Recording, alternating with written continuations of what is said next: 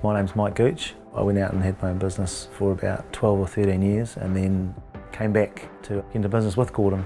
I really liked Gordon's management style and the fact that they did have training in place for apprentices. We've got 8 plumbers, of which 3 are apprentices. With the recent boom, found it pretty hard to get hold of tradespeople, so we've had to basically train people ourselves. We want to get to the situation where we've got a first year, a second year, a third year and a fourth year, and then every year someone qualifies, we get a new one come in. The training of apprentices is something that is pretty dear to both our hearts. Keeps you on your toes as well, because you've got to be able to tell them things that are changing in the industry. It requires us to keep up to date with stuff, which is in turn really good for us as tradespeople.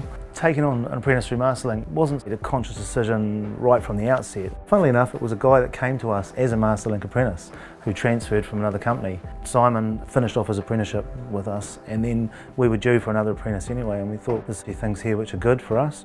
We like the fact that there's intermediary body, so if something's not going right, you can sit down as a group and can say, listen, we need you to sort this out. Masterlink are pretty good like that. They can say, look, one of the blokes got a block course coming up and he hasn't done any gas. What's the story? You know, you need to get onto the gas. So it works both ways. I think that's really good.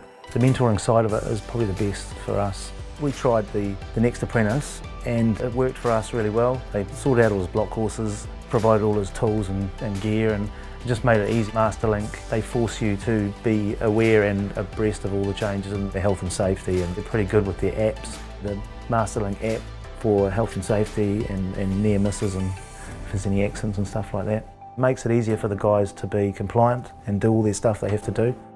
They've recently gone on to doing their timesheets online as well, and the people in Masterlink, they're pretty quick to sort out any problems the guys might be having, putting in complicated things like days in lieu for being on call and holiday pay and annual leave. And the support's there and the guys use it and it's easy to use. If you are considering taking a Masterlink apprentice on, I'd say do the due diligence yourself, do all the interviews and all the rest of it that you normally would do.